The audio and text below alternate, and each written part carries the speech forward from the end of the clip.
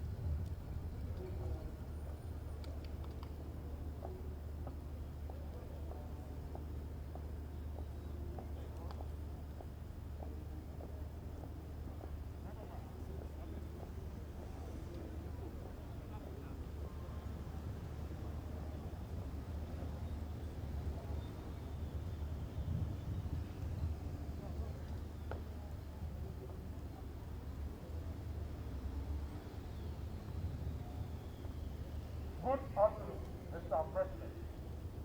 State of the Nation Address Guard of Honor Thunder. 4 objects, 26 rank and file. One from the Ghana Embassy and the Ghana Central Bank. Ready for inspection. Captain Robert Tete.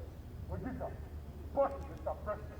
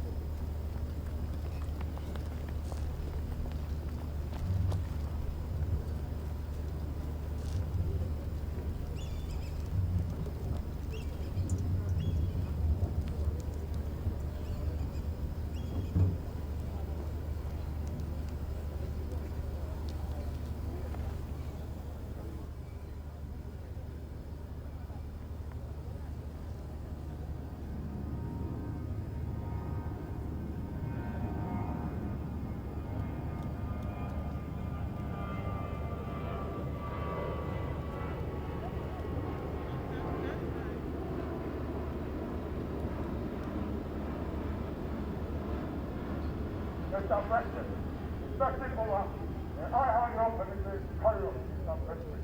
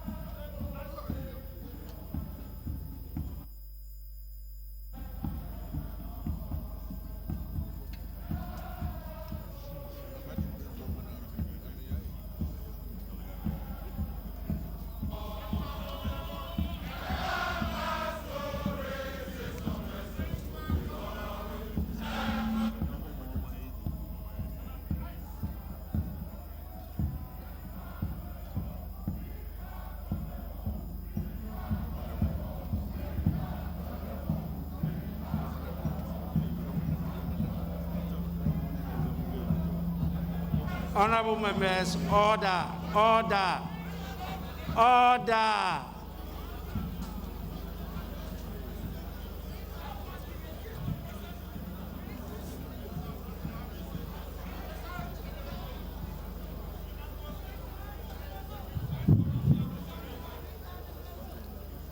Honorable members, let us have some order in the House. The House is privileged to have the presence of Excellency Nana Addo Dankwa Akufo-Addo, President of the Republic of Ghana,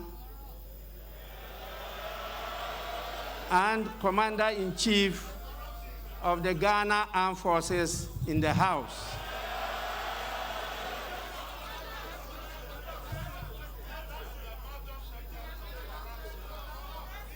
His Excellency, the President, is here in accordance with Article 67 of the Constitution of the Republic of Ghana to deliver a message on the state of the nation to this honorable House.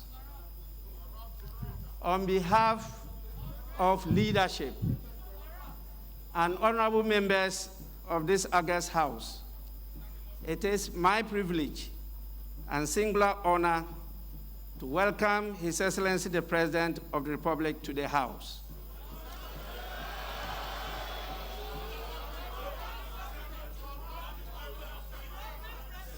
Honorable members, order. Honorable members, you are addressing the Speaker.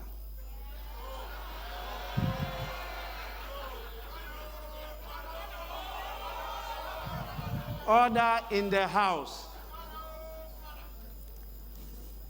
Honorable members, I have the greatest pleasure in inviting His Excellency the President to deliver his message.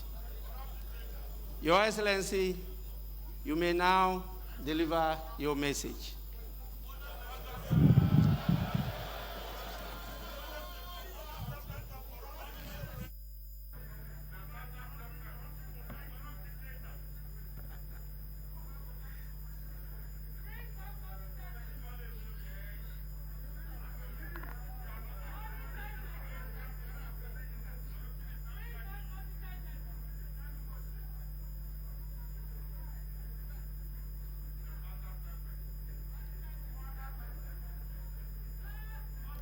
Mr. Speaker, it is always good to be back in Parliament and to discharge the duty in accordance with Article 67 of the Constitution of delivering to the House a message on the state of the nation. I am particularly delighted as this message is the first of my second term. The validity of which was unanimously upheld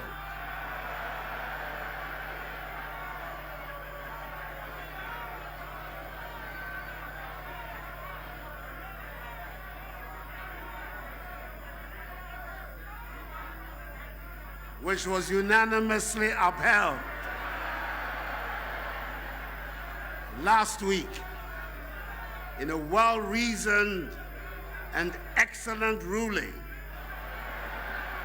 by a 7-member panel of the Supreme Court, presided over by the Chief Justice on 4th March 2021. In accordance with protocol and convention, it is good to see that First Lady Rebecca Akufo-Addo, Vice President Mahamudu Bawumia, Second Lady Samira Bawumia, the spouse of Mr. Speaker, Chief Justice Enin Yabua, and Justices of the Supreme Court,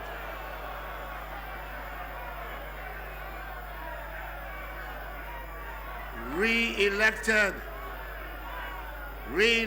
chairperson Nana Otuo-Sirbour II, and members of the Council of State, the new Chief of Defense Staff, Vice Admiral Seth Amwama, the Inspector General of Police, Mr. James Opombuenu, and service chiefs are all present, as are the Dean and members of the Diplomatic Corps. Let me use this opportunity to congratulate once again the Speaker of Parliament, the Right Honorable Alban Kingsford Sumani Bagban, on becoming Speaker of the 8th Parliament.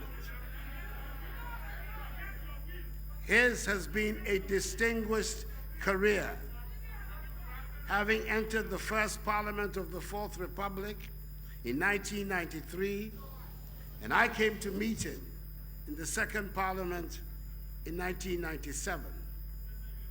He has been Majority Leader, Minister of State, one of the 3 wise men in a previous government, Second Deputy Speaker of Parliament, and now finds himself in this elevated position of being the 3rd most important person in the governance structure of our country. It is wholly appropriate that at such a crucial period in the history of our country, my senior in Parliament and I should work together for the well-being of the Ghanaian people. Mr. Speaker, I wish you well in the discharge of the duties of this high office. Mr. Speaker, in 2017, I was here for the first time as President of the Republic, having won the election of 2016 and having inherited a faltering economy and an expectant people. Between that time and 2010, I sought to deliver on the mandate reposed on me and my party, the New Patriotic Party, and gain once again the confidence of the Ghanaian people. It was by no means a straightforward task. We were able to deliver on most of our 2016 promises, in spite of the considerable challenges we confronted and the setbacks we encountered. We were confident our record in office would put us in good stead before the electorate and earn us a second term in office, which it did. It means that the reason for which the Ghanaian people went to the polls on 7th December, that is to seek an improvement in their living standards and the rapid transformation of the economy, must continue in earnest. It means that the clarion call of 4 more for Nana and the MPP to do more for you must be realized, and I intend to do so. The commencement of this process has been facilitated by members of this House, and I'm thankful to you for enabling government to be duly constituted. The expeditious and thorough manner in which my ministers were scrutinized by the Appointments Committee and the approval by the full House of each of the 29 substantive ministers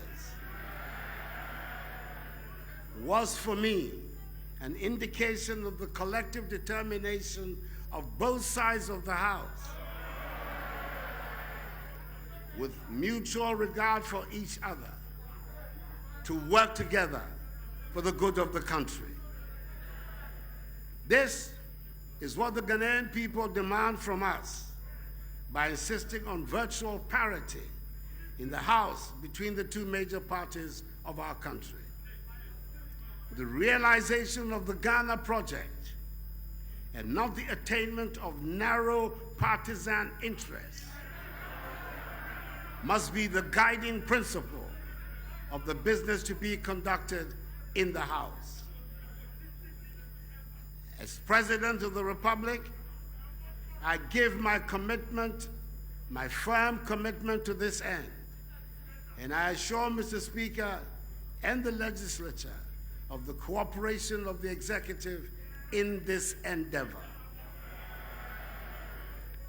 As I indicated in my acceptance speech on the night of 9th December 2020, now is the time for each and every one of us, irrespective of our political affiliations, to unite, join hands, stand shoulder to shoulder, and work hard to place Ghana where she deserves to be. Mr. Speaker, in the face of a global pandemic that has ravaged lives and livelihoods in all parts of the world, we cannot afford to pursue interests that will leave our nation and its citizens the poorer for it. COVID-19 has impacted heavily on economic activities, created uncertainty, weakened global growth conditions, whilst putting undue strain on already weak and fragile health systems, particularly in developing countries. Mr. Speaker, between 2017 and the first quarter of 2020, we had made considerable gains in the management of the national economy, where we witnessed annual average GDP growth of 7%, single-digit inflation, reduced fiscal deficits, with 3 consecutive years of primary surpluses, a relatively stable exchange rate, a significant improvement in the current account with 3 consecutive years of trade surpluses, strong foreign exchange reserve buffers, markedly reduced lending rates, and appreciable job creation. According to the COVID-19 Business Tracker survey conducted by the Ghana Statistical Service in collaboration with the United Nations Development Program, UNDP, and the World Bank, the COVID-19 pandemic has led to job losses, with many Ghanaian businesses and firms being forced to cut costs by reducing staff hours, cutting wages, and in some cases, laying off workers. This survey, again, showed that about 770,000 workers had their wages reduced, and about 42,000 employees were laid off during the 3-week partial lockdown imposed on the Greater Accra and Greater Kumasi metropolitan areas and their contiguous districts, Tema and Kasua. Government, however, succeeded in protecting the jobs and incomes of all public sector employees. Indeed, the cost of COVID-19 has been enormous. Our overall economic growth rate for 2020 was reviewed downwards from 6.8% to 0.9%.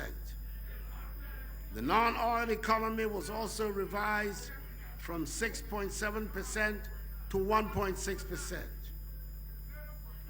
Revenue shortfall was estimated at 13.5 billion cedis, with additional expenditures related to stemming the tide of COVID-19, estimated at 11.8 billion cedis, with a combined effect amounting to 25.3 billion cedis, or 6.6% of GDP. The resultant fiscal deficit for 2020 was thus revised from 4.7% of GDP to 11.4% of GDP. This was done to reflect the impact of the pandemic. The fiscal responsibility rule of keeping a deficit within the threshold of 5% of GDP and the positive primary balance for every year was suspended in 2020 to enable fiscal operations accommodate the impact of the pandemic. I indicated at the time that we know what to do to bring the economy back to life. What we do not know how to do is to bring people back to life. That is why government did not hesitate to institute measures to protect the lives and livelihoods of Ghanaians, even if it was to the temporary detriment of our much sought after fiscal stability.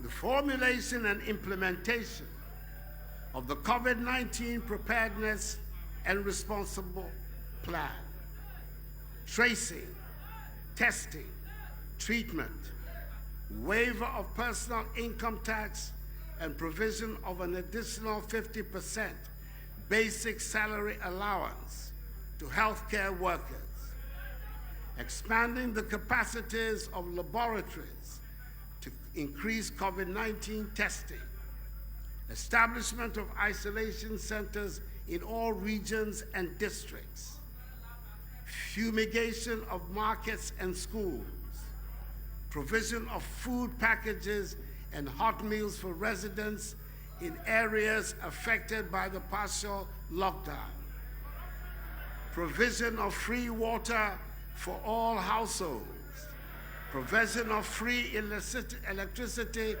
for lifeline consumers, and a 50% discount for all other consumers, reduction in the communication service tax from 9% to 5%, the institution of a 750 million CD loan facility for micro, small, and medium enterprises through the Cap Bus initiative, and the provision of a 2 billion CD guarantee facility to support large businesses such as schools and pharmaceutical companies are amongst the several measures put in place by government to cushion Ghanaians from the impact of the pandemic. Support has also been forthcoming from the Bank of Ghana under its brilliant leadership, which has lowered the monetary policy rate by 150 basis points to 14.5%, reduced the primary reserve requirement from 10% to 8%, reduced the capital adequacy requirement from 13% to 11.5%, and reduced interest rates on the Ghana reference rate to 200 basis points. The Ghana Revenue Authority has also extended the dates for filing of taxes from 4 months to 6 months after the end of the base year, issued a waiver on VAT, National Health Insurance Levy, and Get Fund Levy on donations of equipment and goods for fighting the pandemic, waived income taxes on third-tier pension withdrawals, and permitted the deduction of contributions and donations towards COVID-19 as allowable expenses for tax purposes. Mr. Speaker, my government found the resources to cushion the impact of the pandemic because we are good managers of the economy. And we are good protectors of the public purse.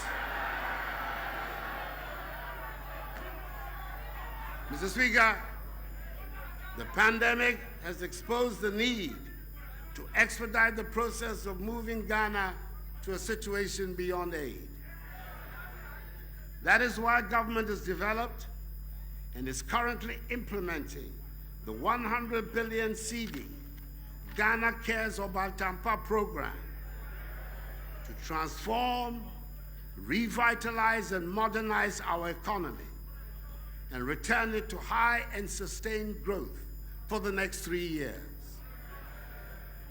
The key projects under the CARES program include: A, supporting commercial farming and attracting educated youth into commercial farming. B, building the country's light manufacturing sector. C, developing engineering, machine tools, and ICT digital economic industries. D, fast-tracking digitalization. E, developing Ghana's housing and construction industry. F, establishing Ghana as a regional hub.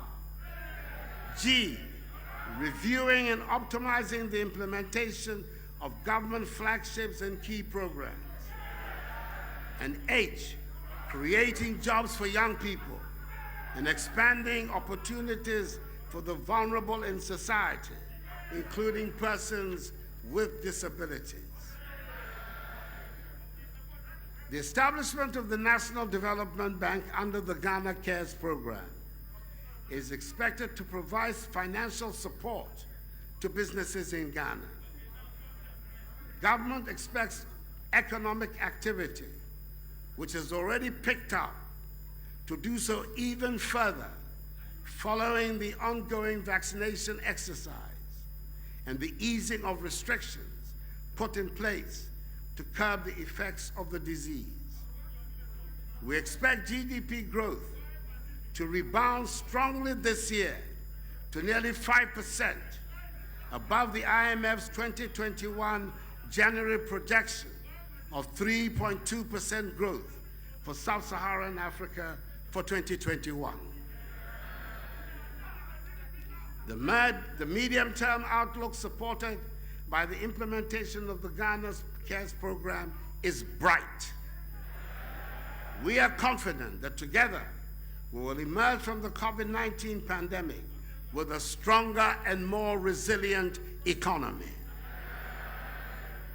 Mr. Speaker, if we are to see the rebirth and growth of our economy, our people must be healthy and not succumb to COVID-19. On 24th February, government secured the first batch of vaccine doses from the COVAX facility.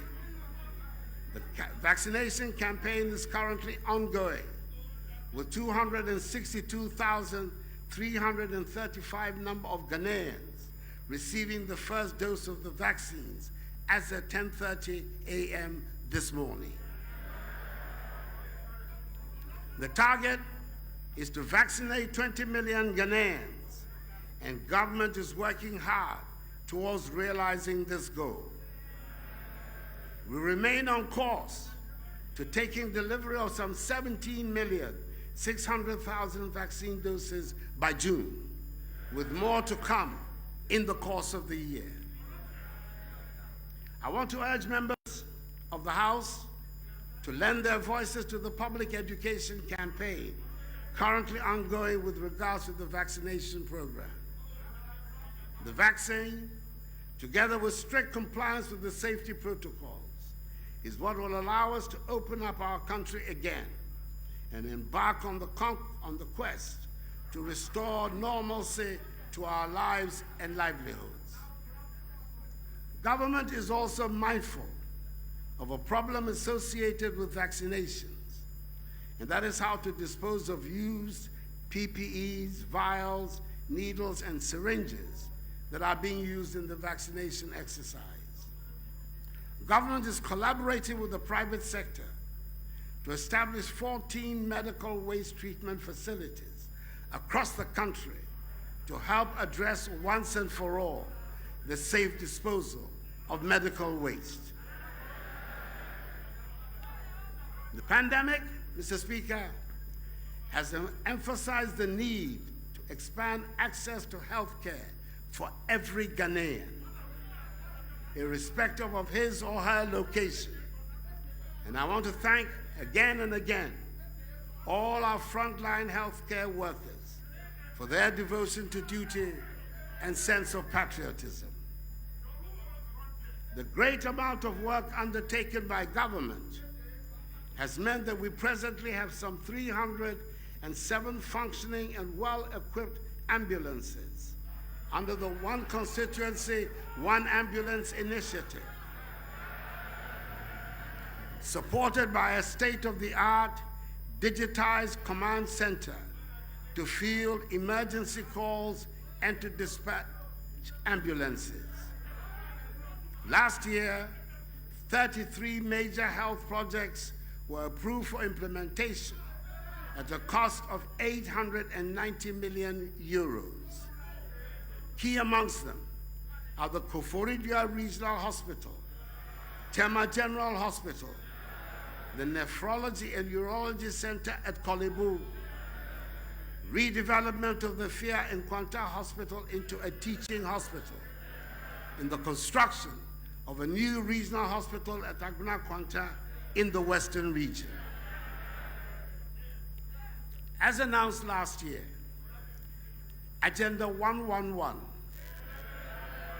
which will see to the construction of 100-bed district hospitals in 101 districts with no hospitals, 7 regional hospitals for the new regions, including one for the Western region, the construction of 2 new psychiatric hospitals for the Middle Belt and Northern Belt, respectively, and the rehabilitation of Mfia Kwanta Hospital in the Western region is on course. Construction of some of these hospitals has commenced and will continue without interruption. Agenda 111, the largest ever investment in healthcare infrastructure in our history,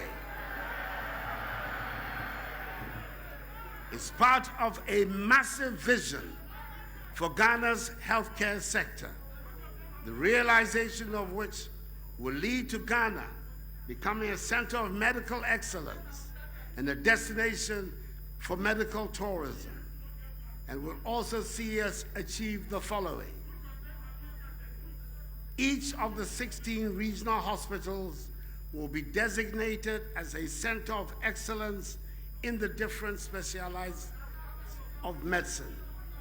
For example, orthopedic surgery, burns, plastic and reconstructive surgery, breast care center, fertility center, neonatology and pediatric center, neurosurgery and spine center, stroke center, heart and kidney center, and mental health center, to name a few. Secondly, continuously upgrade our medical curriculum and continue to train our young doctors and healthcare professionals in a world-class fashion. 3, incentivize the private sector to increase capacity to support demand in healthcare delivery. And 4, encourage Ghanaian medical experts in the diaspora to collaborate and join hands with us to help build and contribute to the realization of this noble vision. The West African region is estimated to reach a population of 500 million by 2020, by which time this vision would have been realized. Government will continue to invest in the health sector and will continue to recruit more health professionals in addition to the 100,000 recruited in my first term for our health facilities. Electronic medical record system, e-health deployment is currently underway following its implementation in key health facilities like Kolebu, Konfuanoche, Ho, Tamale, and Cape Coast teaching hospitals, and several district hospitals in the central region. Upper East, Upper West, and Bono regional hospitals will go live on the e-health platform in 5 days. Mr. Speaker, when it was needed most, at the height of the pandemic, the ingenuity and creativity of the Ghanaians showed through, which caught the attention of the world. When PPEs were being sold on the world market at extortionist prices, largely because demand outstripped supply, we began producing them in Ghana. Scrubs, medical gowns, sanitizers, masks, and gloves, all of these essential to the fight against COVID-19 were produced in Ghana. In total, 14,600,000 pieces of personal protective equipment have so far been produced domestically for health workers, students, teaching and non-teaching staff of tertiary and secondary educational institutions. We are determined to make our own things, and the Akufo-Addo government will continue with the agenda of rapid industrialization, with the aim of transforming the structure of the Ghanaian economy from one dependent on the production and export of raw materials to a value-added industrialized economy. Under the One District, One Factory initiative, 232 projects are at various stages of implementation.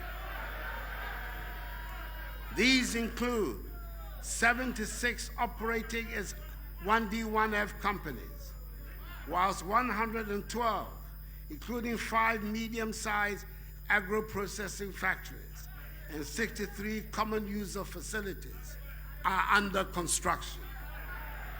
Open your eyes, you'll see them. The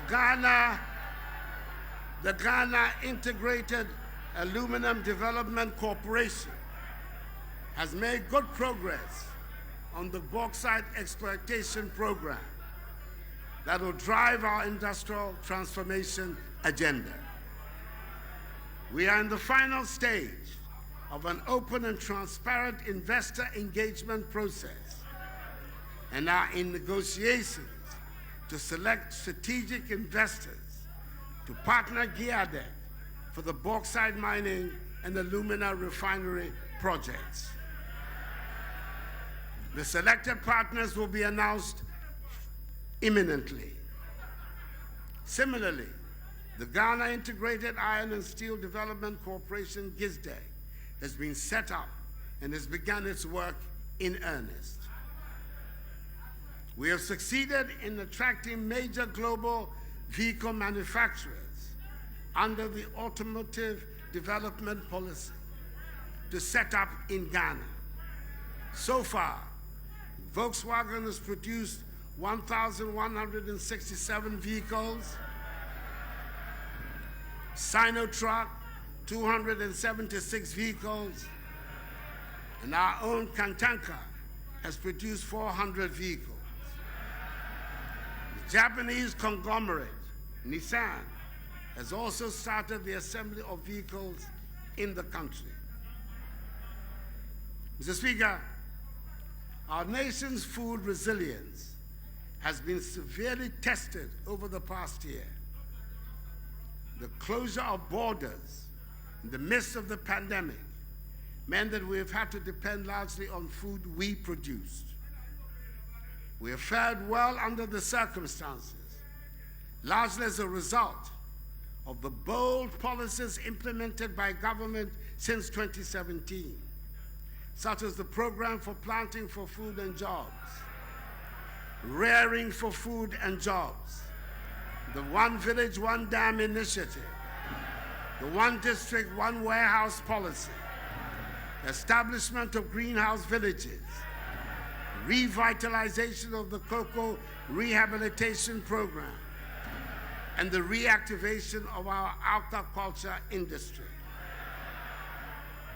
I'm happy to inform the House that during this period of the pandemic, we have experienced no food shortages in this country.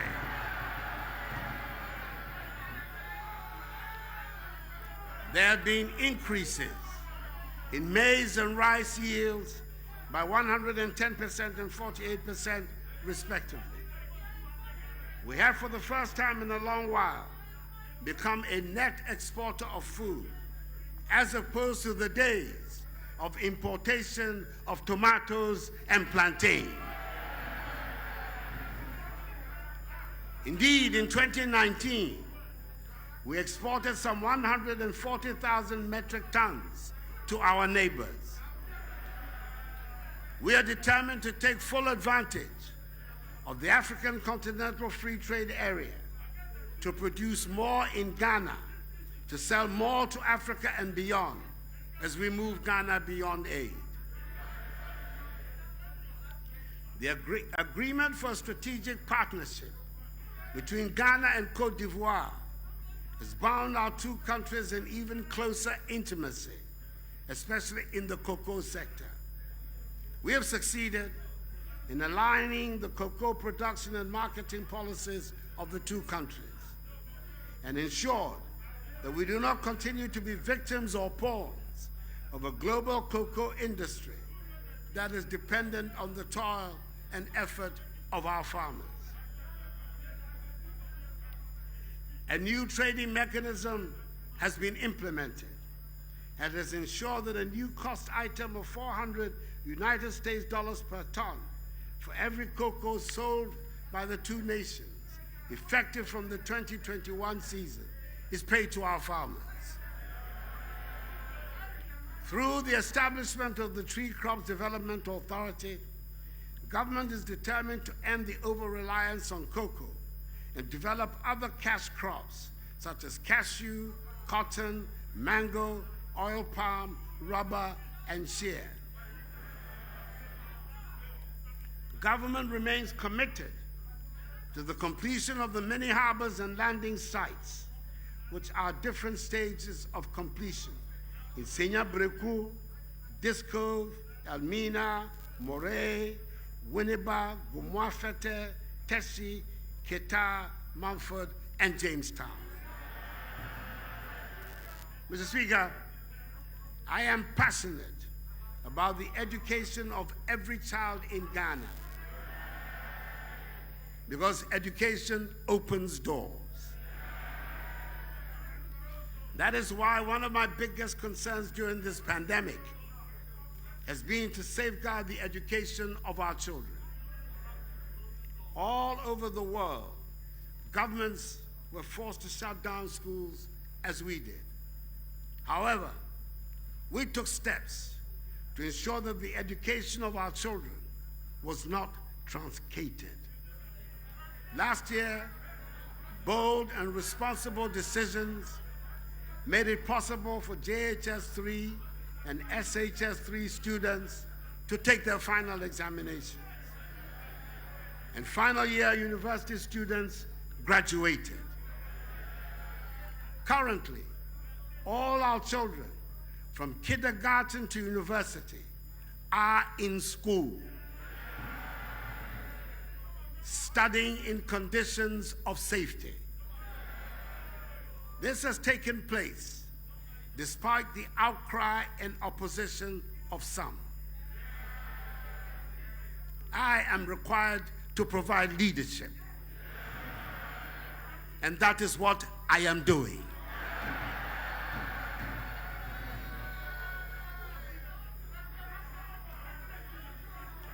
Government, through the Ministries of Education and Health, is doing all it can to ensure that the future of our children is not jeopardized by the pandemic. In 2020, the first batch of free SHS students wrote their WACC successfully. Results of the 2020 WACC indicates that more than 50% of candidates who sat the examination obtained A1 to C6 in all core subjects. This was an impressive WACC performance, with over 60% of candidates scoring between A1 and C6 in their best 6 subjects, including English and mathematics, which qualifies them for tertiary education. Mr. Speaker, 64 years after independence, we still do not have the critical mass of tertiary education graduates that is required for our socio-economic transformation. Currently, Ghana's gross tertiary enrollment ratio stands at 18.8%, which, albeit very low, is still one of the highest in Africa. We must therefore introduce measures to increase consciously the proportion of our population with relevant tertiary education to accelerate the transformation of our country. Our target is to increase the ratio from the current 18.8% to 40% by 2030, focusing on science, technology, engineering, and mathematics, STEM-related fields, with emphasis on engineering. This will be achieved by significantly increasing enrollment in existing public and private universities and through the establishment of an open university. We expect record numbers of enrollment over the next 4 years. Accordingly, we will fulfill our campaign manifesto promise by removing the guarantor requirement that makes it difficult for most students to apply for loans through the Student Loans Trust Fund program. As part of our commitment to the advancement of STEM, government will continue with the development of 20 STEM centers at 8 model sites, senior high schools across the country.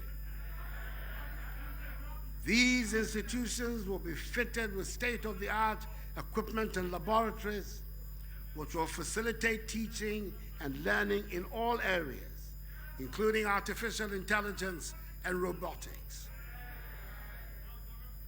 Mr. Speaker, I want to thank this august House for passing the Education Regulatory Bodies Act 2020, Act 1023. The passage of this act has established the Commission for Technical Vocational Education and Training, CTVET, and the TVET service. All these will help to streamline delivery of TVET and avoid overlaps and duplication. We're also building 32 TVET institutions across the country to augment existing infrastructure for effective TVET delivery. In line with our commitment to address the issue of youth unemployment through TVET, government will commence the implementation of the Ghana Jobs and Skills Project this year.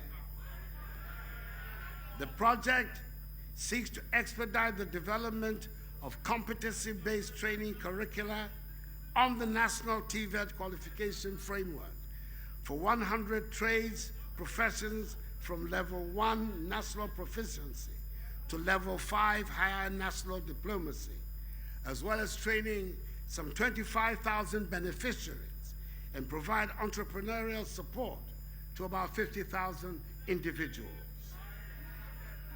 It will also seek to implement the Ghana Labor Market Information System and upgrade of district public employment centers and services.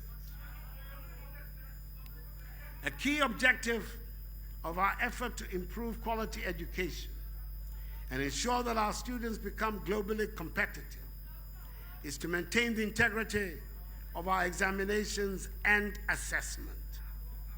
In connection with this, government, working through WAEC, will introduce new measures to curb examination leakages and malpractices. I acknowledge that the teacher is at the center of every reform in the field of education. Prioritizing the welfare of teachers remains a key objective of government. After the restoration of teacher training allowances, government is now paying professional allowances to both teaching and non-teaching staff.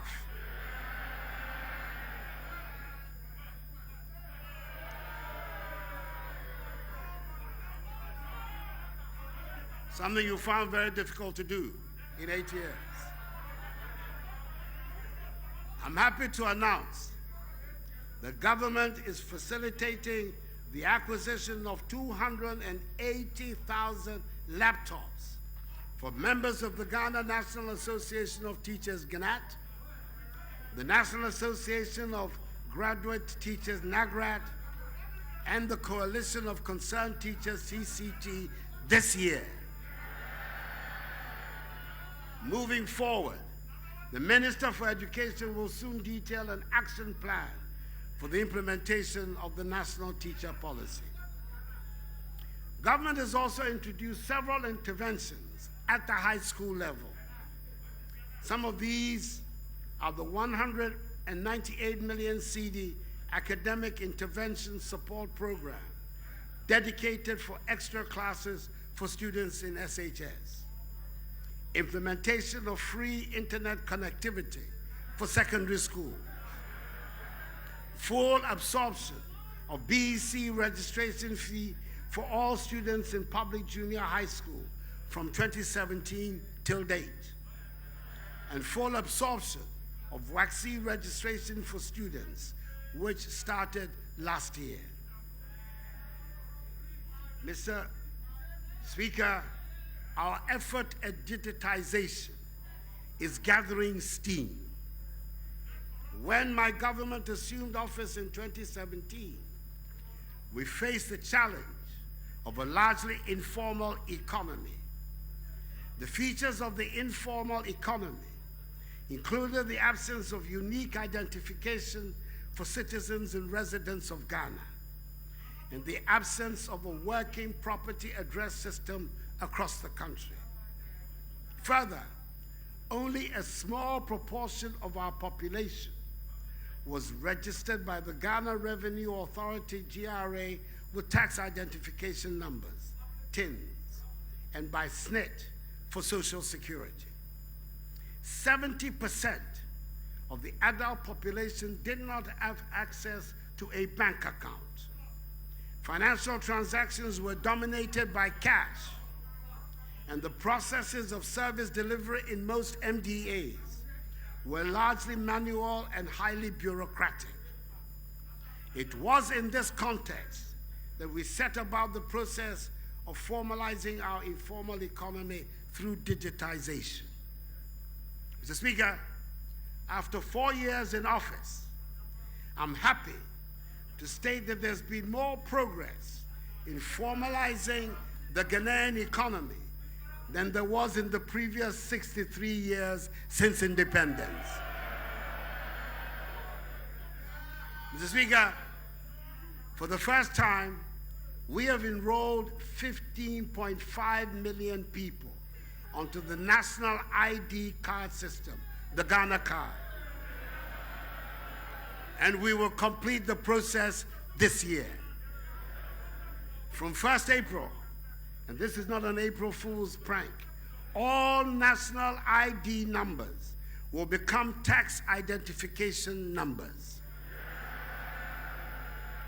In so doing, the number of people registered by GRA from tax purposes will increase from the current 3 million to 15.5 million.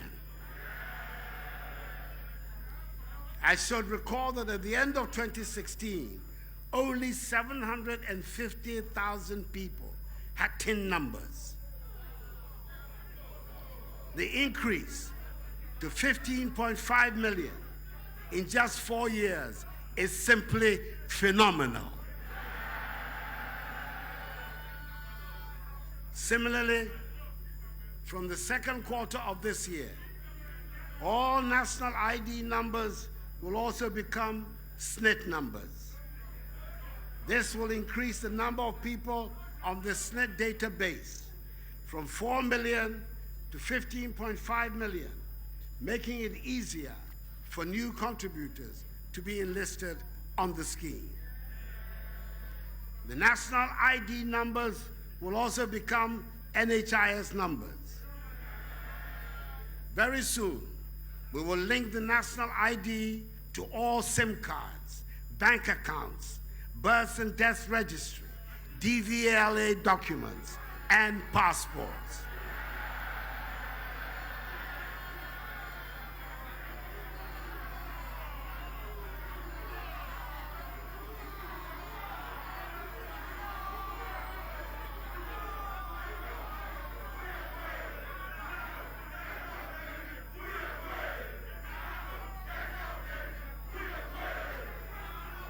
Mr. Speaker, for the first time, through the implementation of the digital property addressing system, every location in Ghana has a digital address.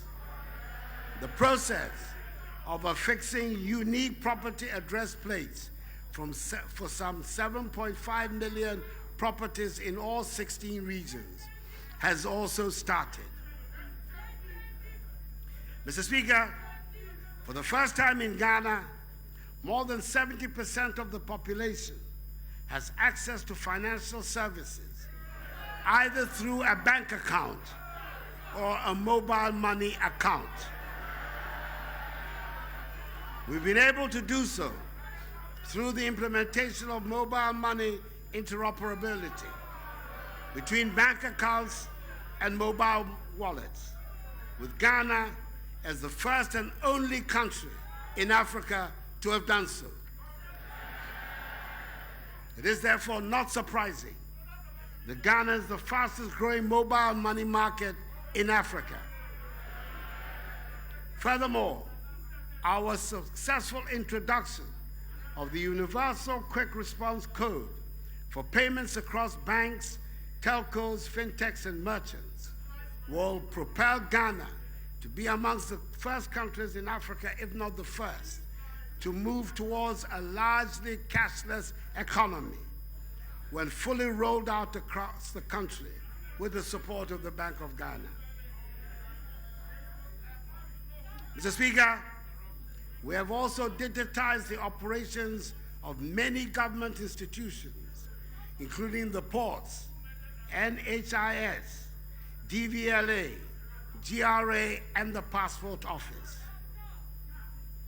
One of the most dramatic examples of this development has been the ability of SNIT to pay pensions within 10 days of application, as opposed to the endless delays of the past.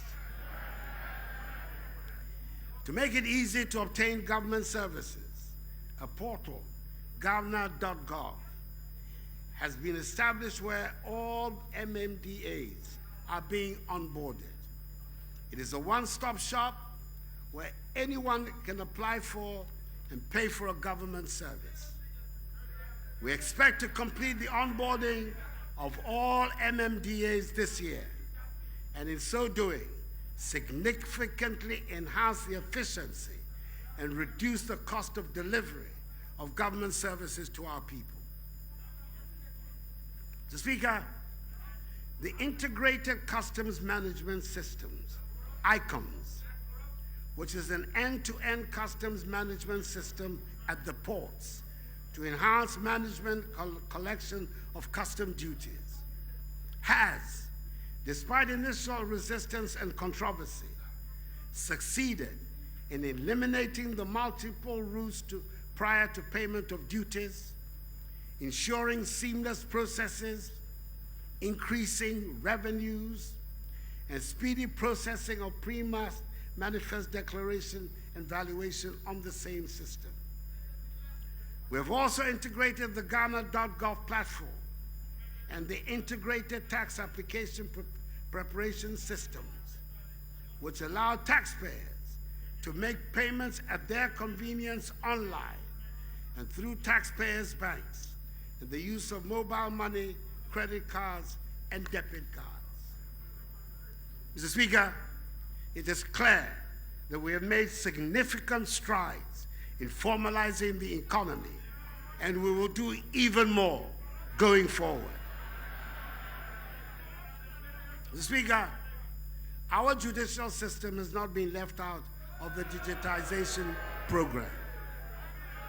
Today, the e-justice and e-case register initiatives, for example, are helping to ensure that the law keeps pace with technology, ending the age-old missing dockets phenomenon and endless litigations, which have plagued the efficient delivery of justice in the country for many, many years. Government, through the Ministry of Local Government and the District Assembly Common Fund, has commenced in an unprecedented initiative the construction of 90 courts with accompanying accommodation for judges across the country to help address the problem of inadequate court infrastructure. These structures are at advanced stages of completion. Again, through the same medium, 20 townhouses and a guest house are being built to be used as permanent residences for Court of Appeal judges based in Kumasi who are mandated to handle cases in the northern part of the country. With the coming into force of the Courts Regulation 2020 LI 2429 of 16 December 2020, the relevant sections of the Courts Act, Act 459, have been amended and has led to an expansion of the jurisdiction of the lower courts. Indeed, prior to the amendment, the monetary value of cases that could be heard by the district and circuit courts were 20,000 and 50,000 cedis respectively. Today, the district court's jurisdiction over cases brought before it has been increased to 500,000 cedis, whereas that of the circuit court has been increased to 2 million cedis. Mr. Speaker, this increase in jurisdiction will ensure that more cases are heard in the district and circuit courts, thus easing the burden on the high courts. All these measures will go a long way to enhance justice delivery in the country and help consolidate the rule of law. Mr. Speaker, when I appeared before this House on 4th January 2021 to deliver the last message on the state of the nation at the dissolution of Parliament, I called for a national discourse on the long-standing issue of illegal small-scale mining in our country. Yes, in the last 4 years, so much has been achieved in cleaning up this industry, training miners in the best methods of mining, introducing community mining, enacting additional regulatory legislation.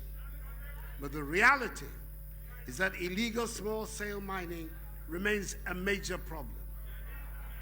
I am confident that the new energetic Minister for Lands and Natural Resources and a Member of Parliament for Damango constituency, the Honorable Samuel Abujinapo, will rapidly facilitate the holding of this national dialogue and will work to build on the progress of his predecessors by enhancing regulation of this sector, which should be anchored on the protection of the environment and on community mining.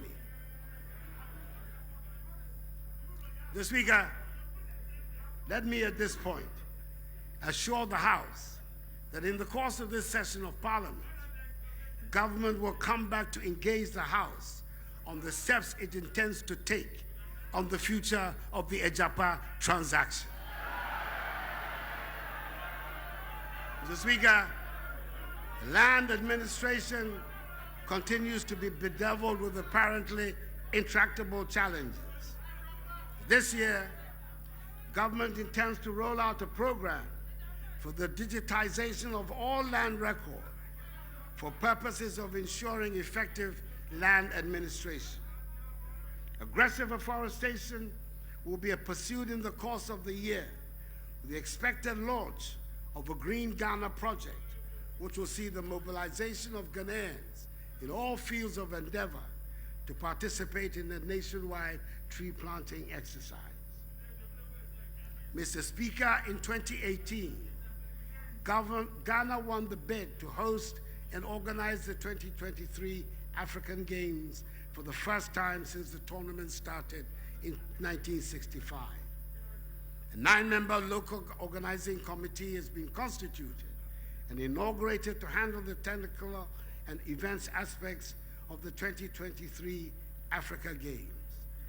Government intends to provide maximum support to the LOC to help ensure we organize and host successful games. The construction of 10 youth resource centers across the country, which are at different levels of completion between 85 and 95%. We are as well renovating and rehabilitating many other abandoned sports facilities. We're paying allowances to about 1,000 athletes through the youth employment agencies. The Ghana Premier League has started, and hopefully, when we return to normalcy, capping of spectators at the stadiums will be a thing of the past. This is a proper occasion for me once again, on behalf of all Ghanaians, to congratulate the Black Satellites on their splendid victory in winning the nation's 4th Under-20 African Nations Trophy when they defeated Uganda by 2-0 on Sunday in Nouakchott, capital of the Republic of Mauritania. I call to the Black Satellites and to the technical and management team for their Independence Day gift.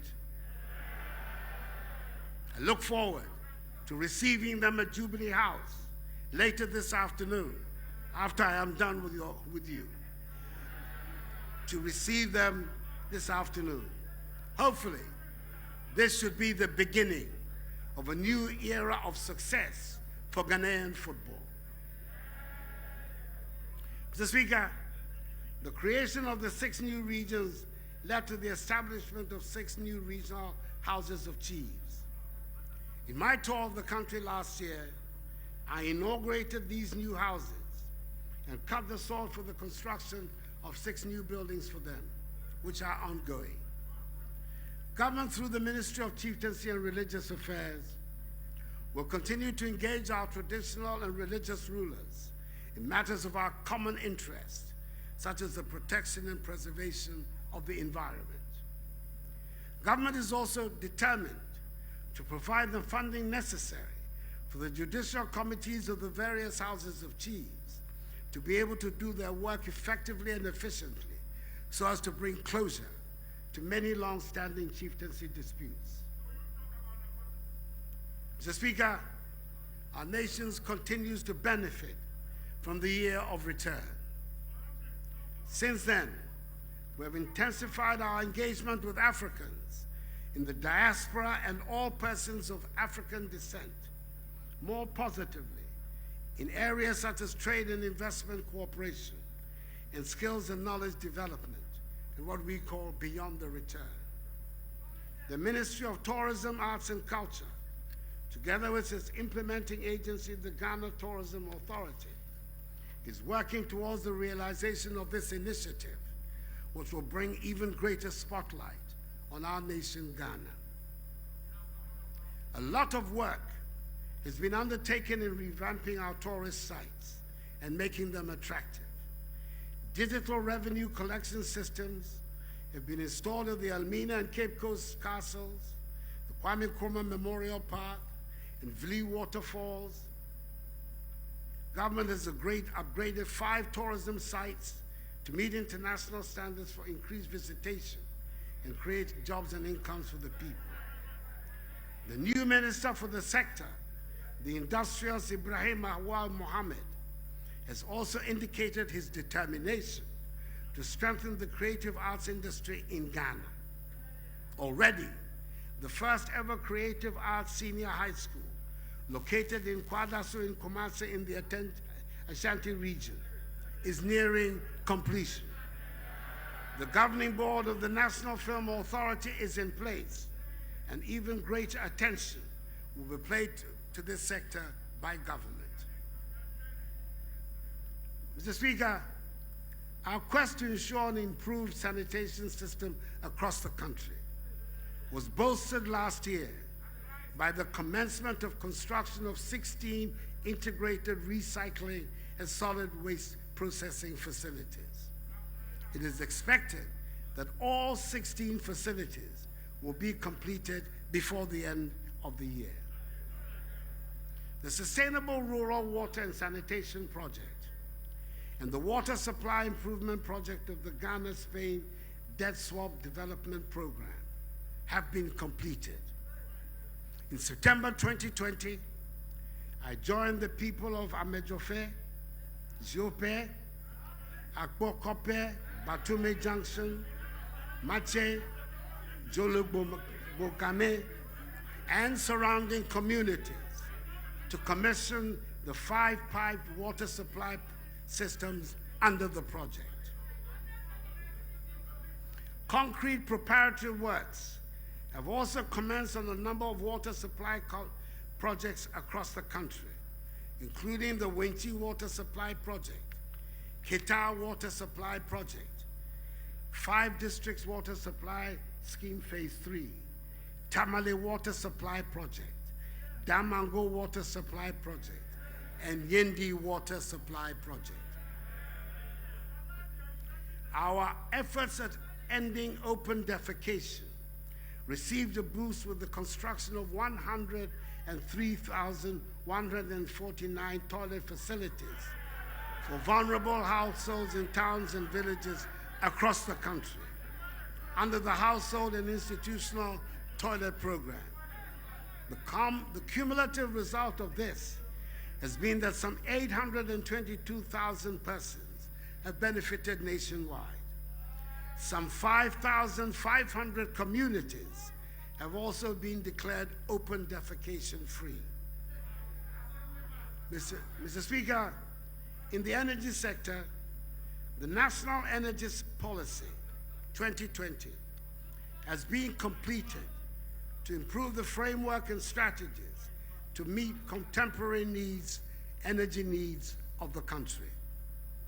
The government has improved the financial sustainability of the energy sector through several interventions, including paying up the energy legacy debts that you left.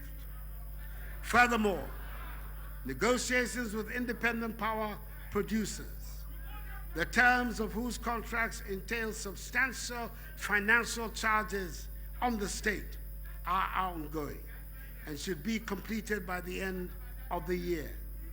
This should result in a more affordable cost of power for the Ghanaian people. Under the National Electrification Scheme, a total of 1,436 communities have been connected to the national grid, which has increased the national electricity access rate to 85.17% as of October 2020. My ambition is that by the end of my term, the figure will be 100%. The Ghana National Petroleum Corporation has accelerated petroleum exploration activities in the inland Voltaigne Basin. It has successfully acquired and processed 2,538 line kilometers of 2D seismic data, analyzed 1,537 geochemical samples, and established a working petroleum system. A gas processing plant terrain is being constructed in the western region to complement the Atuabo gas processing plant so as to increase dry gas delivery for power and non-power users. The Takoradi portion of the Takoradi-Tema Interconnection Project, TTIP, has been completed with an increased capacity of gas exports from Takoradi to Tema through the West African gas pipeline. GNPC and its private sector partners have advanced the work on the Tema LNG project, Sub-Saharan Africa's first LNG regasification terminal, which is expected to come on stream in the course of the year to improve gas supply reliability for power and non-power industrial applications. The facility will also become a hub of regional energy security, ensuring low-cost fuel for both Ghana and her partners in the ECOWAS community. Mr. Speaker, at the beginning of my first term of office in 2017, government outlined its social development goals to include the promotion of gender equity and equality, survival and development of children, as well as the harmonization of social protection interventions and programs to contribute to the development of our nation. I'm pleased to inform the House that in the course of this session of Parliament, the new Minister for Gender, Children and Social Protection, the Honorable Sarah Adjoa Safo, MP, Member of Parliament for Domi Kwabenya, will resubmit to the House the Affirmative Action Bill. Our mothers, wives, sisters, and daughters are looking up to us. Indeed, it will make our society the richer. And I'm appealing to the House on both sides to make one big effort to ensure its enactment. The Livelihood Empowerment Against Poverty program, LEAP, has increased the number of pay points from 7,200 to 14,300 in order to make it easy for beneficiaries to access their grants. In all, a total of 334,438 households benefited from the program. The Ghana School Feeding Program currently feeds over 3,300,000 beneficiary pupils in some 9,000 kindergarten and primary schools with one hot, nutritious meal every day per child. Mr. Speaker, our commitment to the development of inner cities and Zongo communities is unwavering. Projects such as the construction of classroom blocks, astroturfs, establishment of ICT centers, installation of street lights, entrepreneurial and vocational skills training, supporting needy students, and the rehabilitation of access roads and drains have been undertaken. Another key policy initiative has been the reintroduction of the Arabic Instructors Program. The Zongo Coders Program and Start Hub program are initiatives meant to redirect the energies of young men and women of Zongo communities into productive ICT ventures. So far, several hundred young men and women have been trained under these programs. Mr. Speaker, activities of the then Ministry of Special Development initiatives, like those of the Inner City and Zongo Ministry, have been brought under the ambit of the presidency. The record of work undertaken in the ministry was remarkable. 568 units of 10-seater community water closets, 42 warehouses, 427 dams, 40 rural markets, 20 fully equipped community clinics, 307 fully equipped ambulances. Mr. Speaker, in the area of coastal management, we continue to improve the resilience of the country's coastline against tidal wave erosion that poses a significant threat to lives, livelihood, and properties of the people living along the coastline. Consequently, we've implemented a number of coastal protection works at Abuaze, Nkontompo, Ajua, Blekusu, Elmina, Dansoman, Amanfu Kuma, Dix Cove, Axim, Cape Coast, Commander, Anumabo, and Ningo Pram, which protect in all a total stretch of some 54 kilometers and at our various stages of completion. Government has also implemented the National Food Flood Control Program with the overall goal of reducing the incidence of flooding across the country. The construction of the multi-purpose Pualugu Dam project is aimed at mitigating the regular floods that occur in the White Volta Basin, covering parts of the Upper East and Northeast regions. Preparatory activities started in 2020 and will be completed by the first half of this year, with actual construction commencing in the second half of this year. Commissioning is expected in 2025. It is the single largest investment in the northern part of Ghana made by any government. Once completed, it will add 60 megawatts of hydropower and 50 megawatts of solar power to the national grid, thereby improving the quality of power supply in the northern part of Ghana.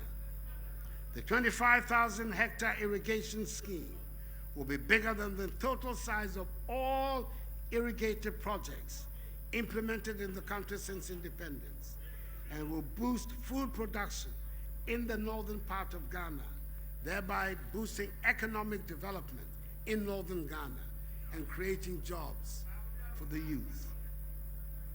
Mr. Speaker, another important infrastructural development is the construction of the Buankra Inland Port, which will transform totally inland trade and ease the movement of goods and services, especially for traders as well as for persons in our landlocked neighbors. The Korean contractors are due to start work any moment from now. Under housing, Mr. Speaker, the Government of Ghana Affordable Housing Program, which seeks to increase access to safe, secure, adequate, and affordable housing units across the country, is also continuing in earnest. Thus far, 1,464 units in Boteman, 1,027 in Asokore Mampo, and 312 housing projects have been completed in Gong. The Kuforidua, Tamale, and Wa housing projects have been handed over to the State Housing Company Limited for completion.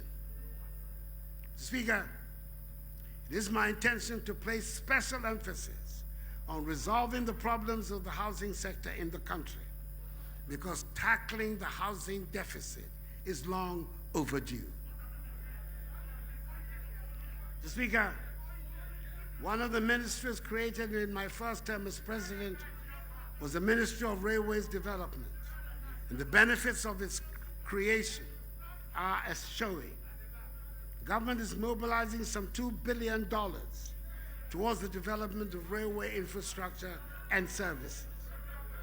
To this end, government has rehabilitated a section of the narrow gauge Western Line from Kojokrom to Takwa through Nsota to facilitate the haulage of manganese from Nsota to the Takoradi port, and also to provide a passenger railway service along the corridor. Construction of a new standard gauge line from Kojokrom through Esiem to Mangso is also ongoing. A 500 million euro contract has been signed for the construction of a standard gauge railway line from Mansur to Huni Valley, a contract which includes the conversion of the narrow gauge tracks between Takoradi and Sekondi to standard gauge, and the development of standard gauge tracks from the Takoradi station to the Takoradi port for efficient and effective access for cargo handling. The development of the project will result in the construction of 102 kilometers of rail tracks between the port of Takoradi and Humni Valley. Contracts for standard gauge railway lines from Kumasi to Kasi, Kasi to Adriadin, Adriadin to Obuasi, Adriadin to Ejiso, with the linkage to the Buankra Inland Port, Mansur to Dunkwa, have all been signed. The Tema to Mpakadan Railway project is currently about 80% complete, with the rehabilitation of the railway training school and 2 location workshops being completed. The Ghana School of Railways and Infrastructure Development, a school under the George Grant University of Mines and Technology, has matriculated its first batch of students and will begin awarding certificates and diplomas in engineering and other related courses. Mr. Speaker, in my inaugural address, I declared 2021 as the second year of roads. This declaration is intended to continue to prioritize road construction so that road projects that started under the Sino-Hydro facility will be completed, as well as interchanges that are at various stages of completion. Specific details of the road projects are going to be outlined in the budget that will be read on Friday. Mr. Speaker, government has granted policy approval for the establishment of a national flag carrier, a home-based airline with strategic partner participation. The House will be duly informed on developments in this area. Construction of the 2nd and 3rd phases of the Kumasi Airport, the 2nd phase of Tamale Airport, and the rehabilitation of the Sunyani Airport are all proceeding satisfactorily.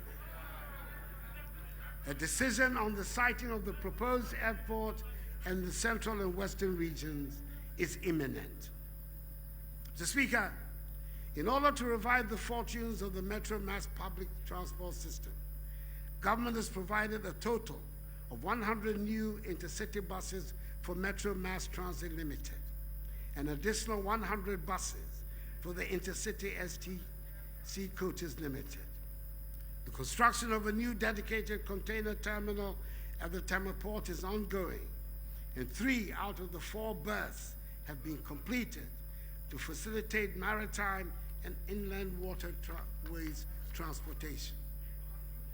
The development of a multi-purpose container terminal at the Takoradi Port is progressing. Removal of tree stumps along the navigable pathway at the Dambai to Dambai Overbank, Yeji Mankango, and Yeji Awojepo has been completed to improve the safety of navigation and reduce significantly accidents on the Volta Lake. The construction of ferry landing sites along the Volta Lake at Dambai and Dambai Overbank is 68% complete, whilst that of Yeji, Mankango, and Agodeke is 46% complete. In total, 7 rescue and high-speed patrol boats have been procured by the Ghana Maritime Authority and deployed into service to improve safety and security of our maritime domain and inland waterways. Mr. Speaker, our security services have been retooled and re-equipped substantially under this administration. Indeed, the first 4 units of 4-story blocks of 16 flats under the barracks regeneration project have been commissioned, and the remaining part of a 42-bedroom self-contained accommodation units for the 6th Battalion of Infantry and Airborne Force in Tamale have also been completed. Pickups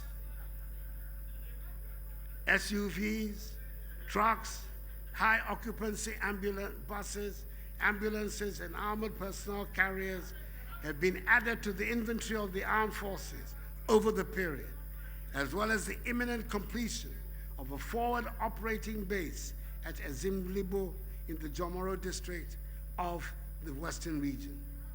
And in response to the creation of additional ranks within the military, government reviewed salaries and allowances for armed forces and civilian employees upwards, effective 1st January 2020.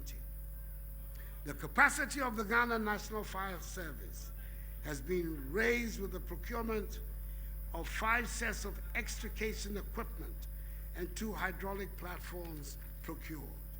Indeed, when I took office in January 2017, the police service had a total of 492 serviceable cars. Government has since then procured for the police 735 additional vehicles, including 15 operational buses, a feat unprecedented in the history of the service. 320 housing units are being constructed at National Police Training School to reduce the accommodation deficits of the service. Modern communication equipment and fragmentation jackets have been procured and delivered to the service to protect officers and ensure effective policing. The construction of hangars at the police depot, Accra, for 4 helicopters already procured for the Ghana Police Service is 95% complete. An air wing unit has been established by the Ghana Police Service, and 6 police pilots have been trained and passed out to man the wing. A new K9 unit has been established with 30 dogs and 30 police officers. The Criminal Investigation Department has been equipped with a digital forensics laboratory, and for the first time in the history of the department, crime officers are given a monthly allowance to support their investigations. We're retooling the CID Forensic Science Lab. The CID building has also now become disability friendly, and there's continuing training of CID officers. 84 apartment units are being constructed at Odoko in Accra for the immigration services, and they are 98% complete, and their completion will help reduce the accommodation challenges faced by officers and men of the immigration service. Government is also constructing an 800 inmate capacity remand prison at Nsawam, which is 60% complete. Its purpose is to reduce further overcrowding in prisons, as remand prisoners will now be kept separately from the convict population. Mr. Speaker, these large investments in equipping our security services is inspired by the recognition that the peace and stability of our nation are critical for our development, especially as we live in a difficult and sometimes dangerous world. Mr. Speaker, amongst the milestones of our international relations, I've been reappointed chairman of the authority of ECOWAS for a second term. Under my leadership and in collaboration with colleagues in the region, we have restored peace and political stability to Mali through a landmark transitional arrangement which brought under control a period of bloodshed and uncertainty, and which has committed itself to a roadmap for a peaceful democratic outcome from the tradition. In addition to strengthening and cooperation and deepening bilateral and multilateral trade and economic ties with host countries, it is exciting to note that presidential visits overseas have yielded significant dividends. The reestablishment of the Economic Trade and Investment Bureau of the Ministry has enabled the position of the Ministry of Foreign Affairs as a strategic partner to help facilitate domestic and foreign investments in the country. Indeed, Ghana Investment Promotion Center has reported today a surge in foreign direct investment into our country of 2.1 billion United States dollars in 2020, compared to 1.1 billion the previous year, representing a more than 90% increase. Mr. Speaker, the sum total of all of this is that in spite of the ravages of the pandemic, our nation is still very much in rude health and remains very attractive to investors. Yes, we're reeling from the effects of COVID-19, but I am confident that with the progress of the vaccination program, we will recover quickly and work towards putting our nation back onto the path of progress and prosperity. We're building a more inclusive society, and soon things will work for all in Ghana. And then we will fulfill our true potential as the Black Star of Africa. Crucial to achieving this vision is my uncompromising commitment to strengthening the institutions of our democracy and managing public resources with integrity, fairness, openness, and accountability. Mr. Speaker, ours is not a government that shies away from public scrutiny. Far from it. That is not the MPP way. That is why in 2001, under the outstanding leadership of the second president of the Fourth Republic, His Excellency John Agyekum Kufuor, and with me as his Attorney General, the criminal libel law was repealed to protect and expand media freedoms in the country. And in 2003, the Public Procurement Act was introduced to protect the public purse. That is why it was my government that took the bold steps in 2008 to bring about the establishment of an independent prosecutor with the setting up of the Office of Special Prosecutor. That is why it was my government that in 2019 enacted the Right to Information Act, which had been shirked by previous administrations, despite decades of agitations and civil society groups and journalists. That is why within 2 years of being in office, we more than doubled funding for accountability institutions of state like SHRAG, EYOCO, the judiciary, and the Auditor General. Government and the people expect those in charge of our governance institutions to do their work with professionalism and good faith. Indeed, the institutions of our nation, whether the executive, legislature, or judiciary, are working. The Supreme Court, Mr. Speaker, for example, last week determined the challenge to the validity of the 2020 presidential election and affirmed its validity in a unanimous decision.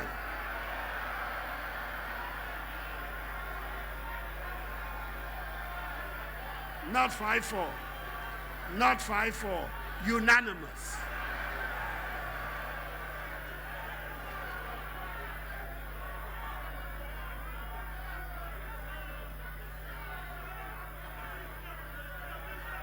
Mr. Speaker, the court has spoken. It is time for all of us to move on and in a united manner confront the problems of post-COVID-19 Ghana.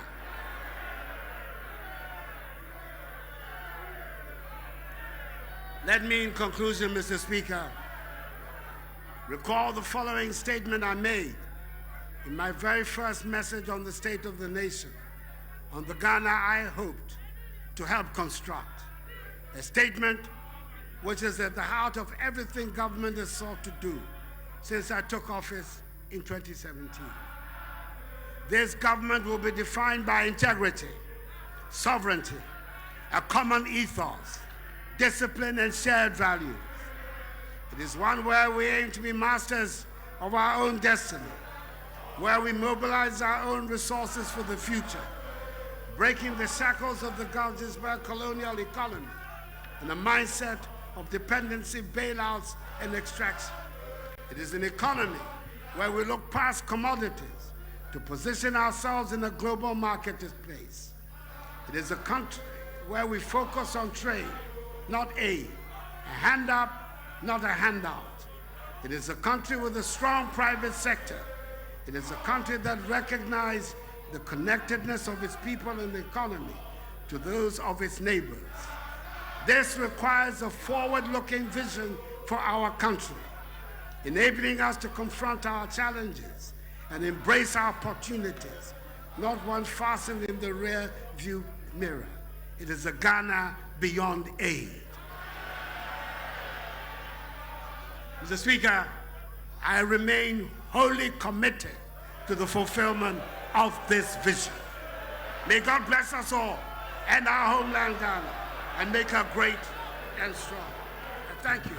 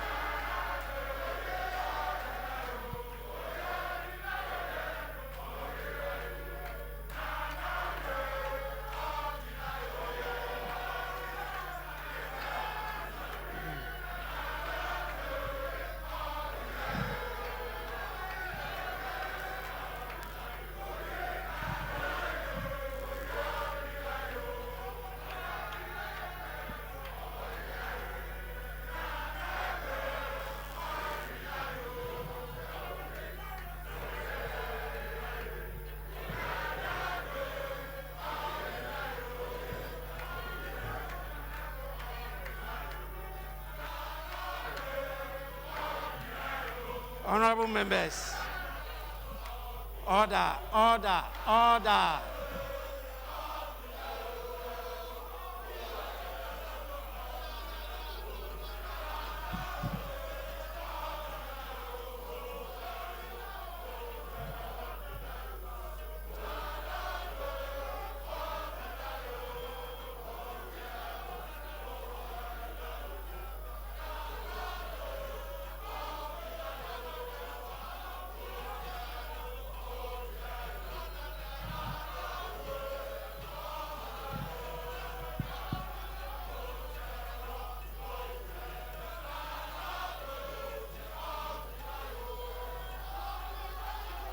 Honorable members, order.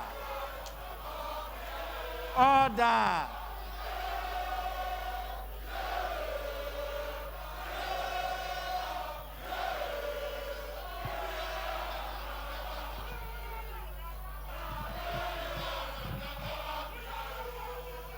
Honorable members, be seated.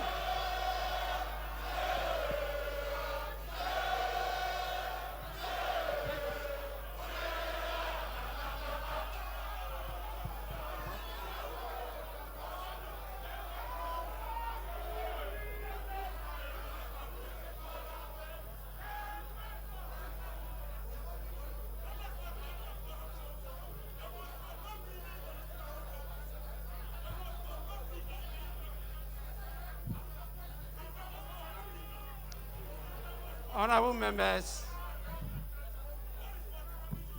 in accordance with Standing Order 58,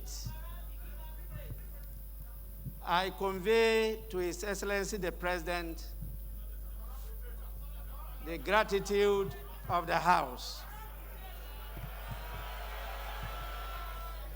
Honorable members, again, in accordance with the practice of this House, a formal communication will be forwarded to His Excellency the President after the House has thoroughly debated this address.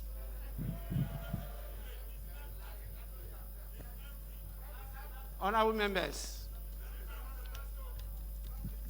we have a lot of distinguished personalities who have come to grace the occasion. I'll now have the list with me. Honorable members, permit me to recognize the presence of the following dignitaries in the House. His Excellency Alhaji Dr. Mahmudu Bawumia, the Vice President of the Republic, is here with us for this special event. His Lordship, Justice Enim Yebua,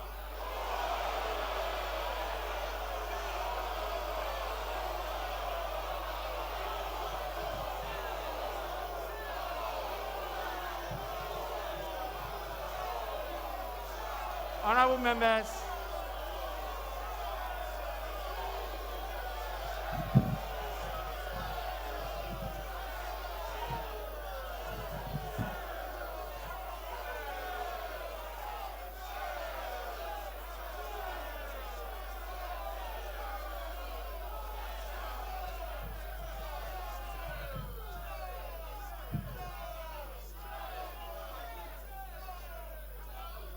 honorable members, I take it again.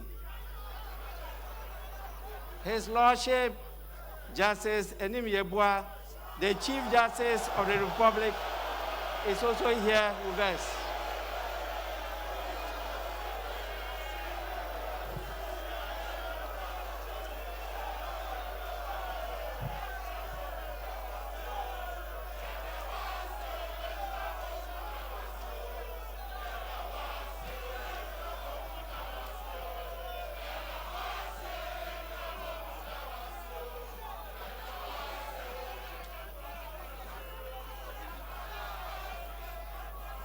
Honorable members, I also will want to welcome and appreciate the presence of Her Excellency Mrs. Rebecca Na Okwako Akufo-Addo, the First Lady of the Republic of Ghana. Also, Her Excellency Hajia Mrs. Samira Ramadan Bawumia,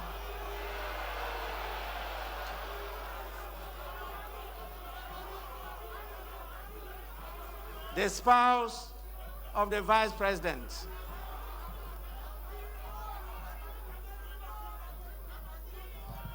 The last but not the least,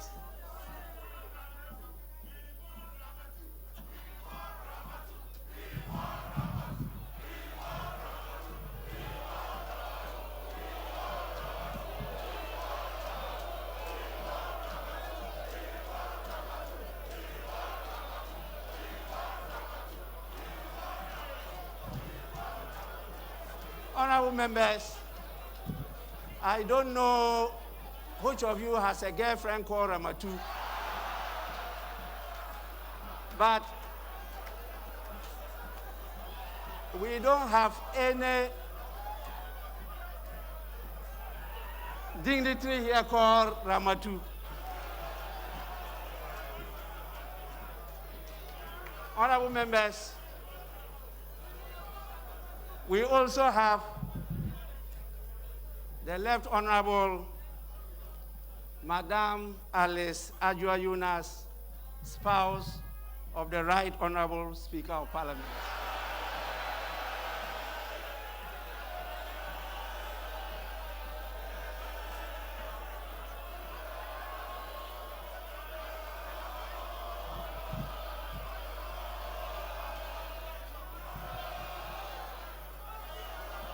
Honorable members, apart from this, we have a list of dignitaries including Nana Otuo Sriboa, Chairman of the Council of State, our own former Member of Parliament, now the Chief of Staff, Honorable Frema Osei Opare. We have the Right Honorable Professor Aaron Michael Okwe, former Speaker of Parliament.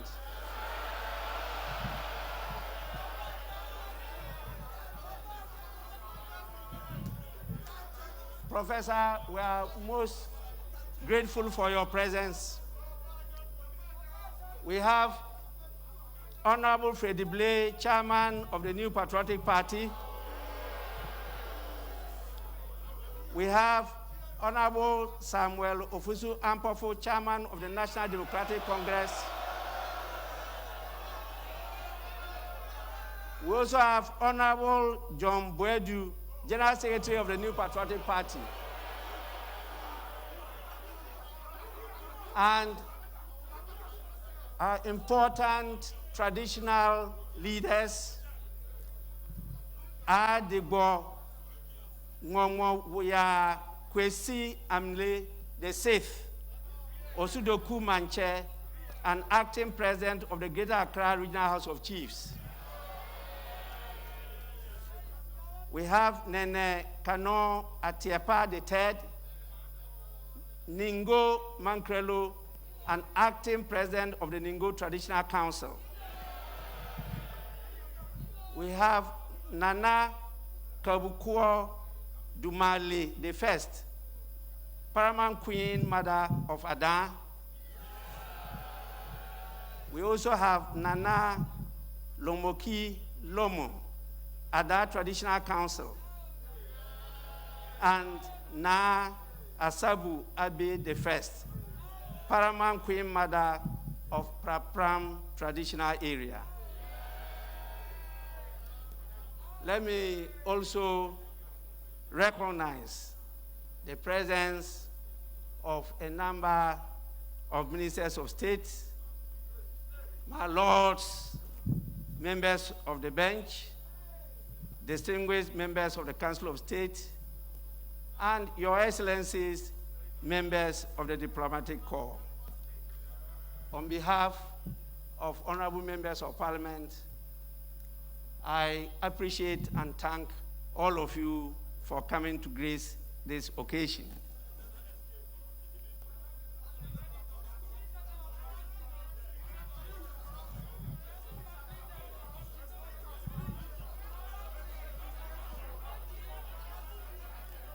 Honorable members,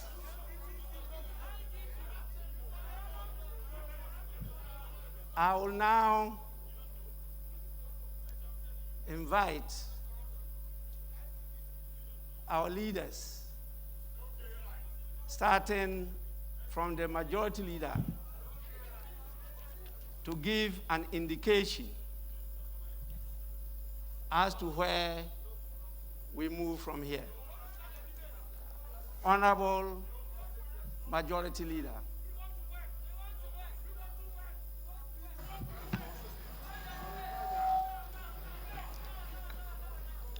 Mr. Speaker, the President of the Republic has this afternoon, pursuant to Article 67 of the 1992 Republican Constitution, delivered to this House a message on the state of the nation. Mr. Speaker, it's intended for us to begin the debate on the message beginning tomorrow. As we indicated to ourselves, we have just 2 days to do this. And accordingly, we'll begin the debate tomorrow at 10, and the House will have an extended sitting to continue on Thursday, and hopefully to end in the evening of Thursday the debate on the content of the President's message to the nation.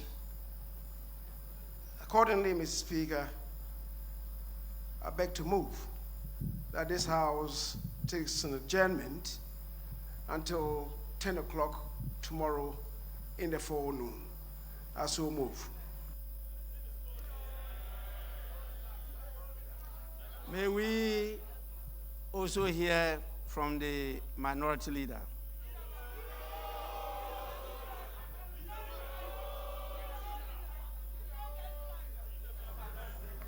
Mr. Speaker,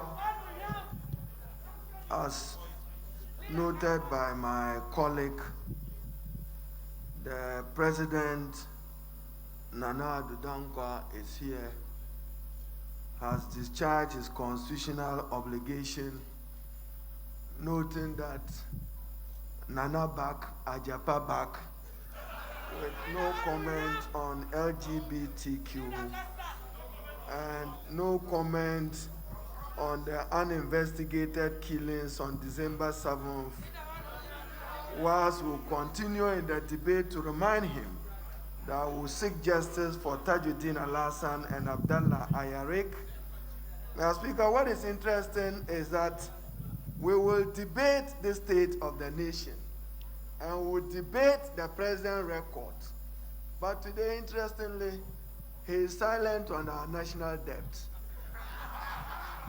4 years ago, he said, I inherited this debt. What is the state of our national debt? With this, Mr. Speaker, my task is a simple one, is to second the motion for adjournment. But as he himself said, he contributed to enhancing media freedom with the repeal of the criminal libel law. But under his watch, freedom of expression has been fractured and hampered with the closure of FM stations that are NDC approved. I beg to second the motion, Mr.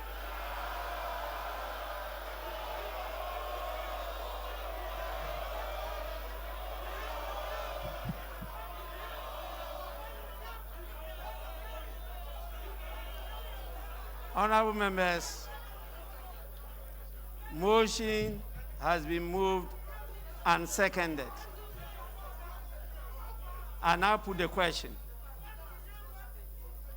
As many as are in favor of adjournment, say aye. As many as are against, say no.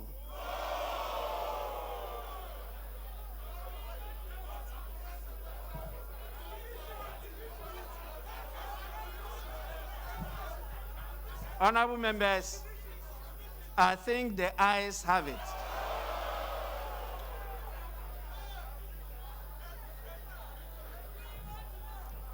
The ayes have it. The motion is adopted. The House is accordingly adjourned till Wednesday, 10th March 2021 at 10 o'clock in the forenoon. Once again, I thank honorable members.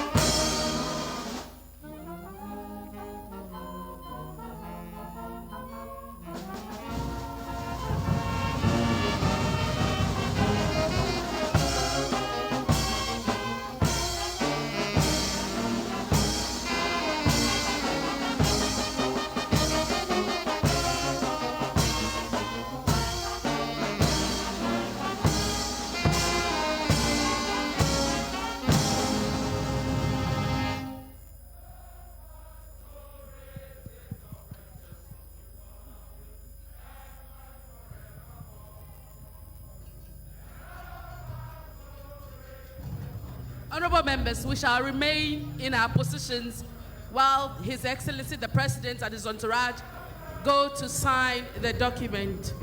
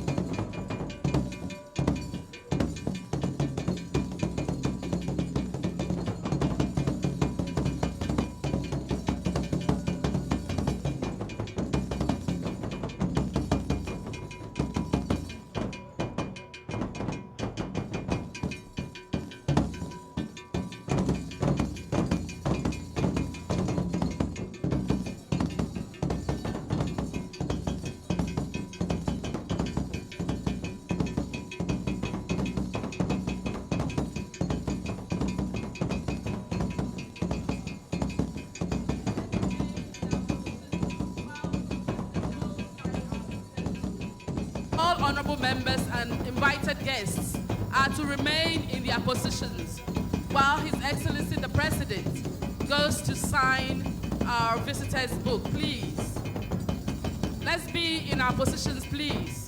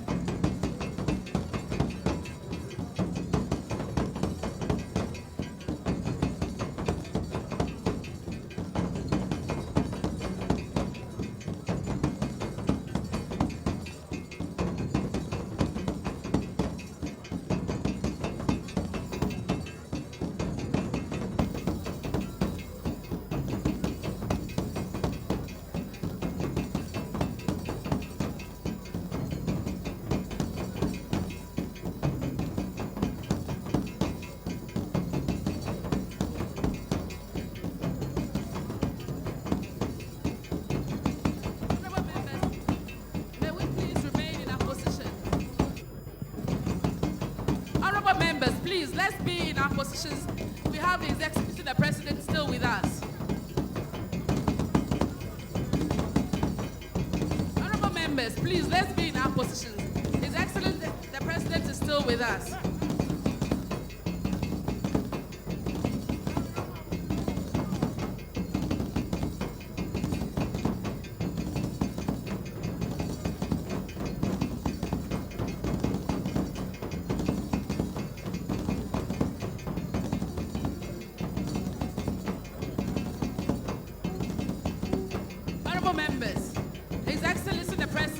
Fourth Republic, Nana Addo Dankwa Akufo-Addo. Honorable members, Mr. President.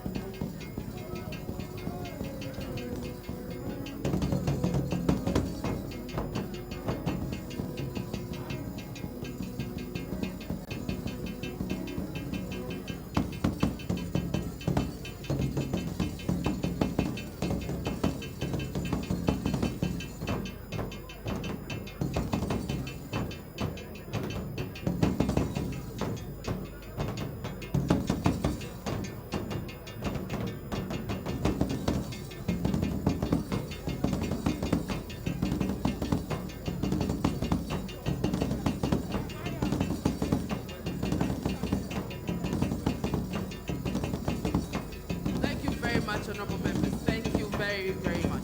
Thank you. Thank you.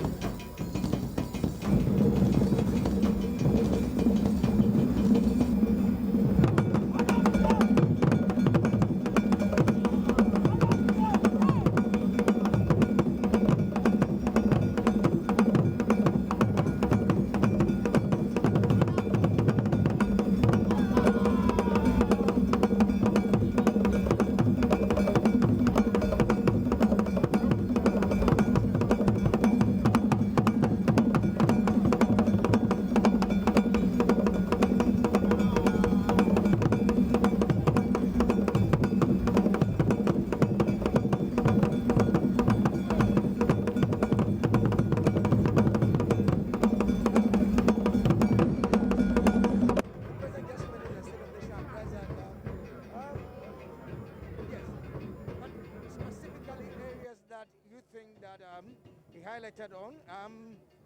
It was very exhaustive.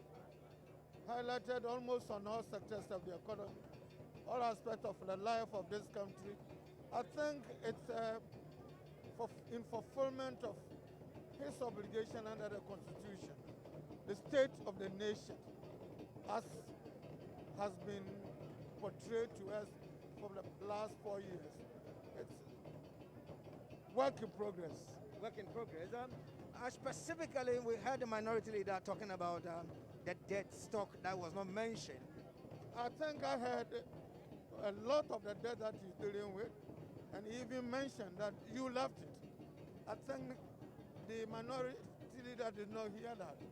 But he needed not talk about just the figures, talking about the quantum of what is happening. He talked about figures in relation to the development of the economy, the GDP, and what has happened as a result of the COVID, and how we have scaled down our targets and so forth, and still the economy remaining resilient. And he's saying that it's a good management, good husbandry of the economy under his leadership, under the leadership of MPP. I think it was exhaustive and very, very impressive. Grateful, sir. Thank you. So we now have Mr. Wisdom Demofia of the NDC. Honorable, welcome. Thank you. Great. What do you make of the statement made by the president? He touched on I had a minority leader talking about the debt stock, but apparently he talked about the fiscal deficit, which is about 25.8 billion Ghana cedis. That is not correct. What he spoke about was in respect of how much they had spent on COVID.